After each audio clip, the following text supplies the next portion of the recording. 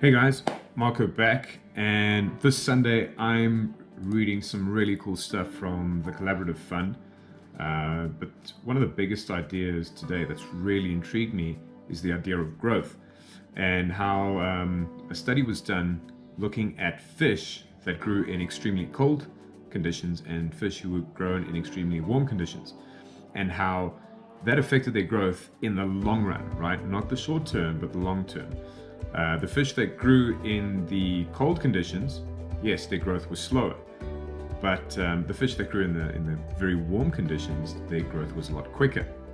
What that meant in the long term, though, was that when they were all placed in the same regulated conditions where, stable, not too cold, not too warm, they both grew to the same sort of length.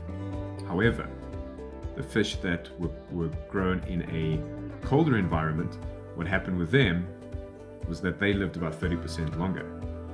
Why was this? Well, when your growth is slow, you can dedicate a lot of your time towards repairing and slowly building up those structures. When your growth is fast, you don't have the same benefits. And I looked at this and I thought, how does this apply to education? Because that's what's really intriguing me at the moment. Where do we stand with education, and especially with educating our children? We want quick results. We want our kids at the age of 3 to be top of the class. We want them reading by the time they're 4 years old. What does that mean, though, in the long term?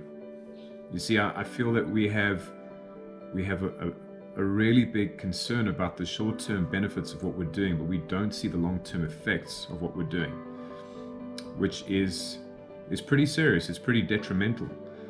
And I think that's where Scandinavian countries are getting it right in education, in that they're allowing kids to grow before they are trying to formally educate them. So just a thought, what are we doing? What are we doing with education, and how are we really honoring the growth of a child in the most sustainable way, so that we are equipping them for tomorrow?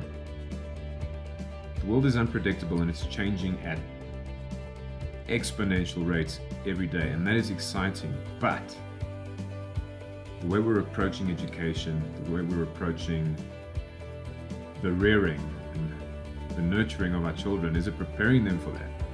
Is it preparing them for the adaptability that they will need to have one day in order to succeed? That's what's on my mind today. The cool thing is, there's always a choice, and we can educate differently.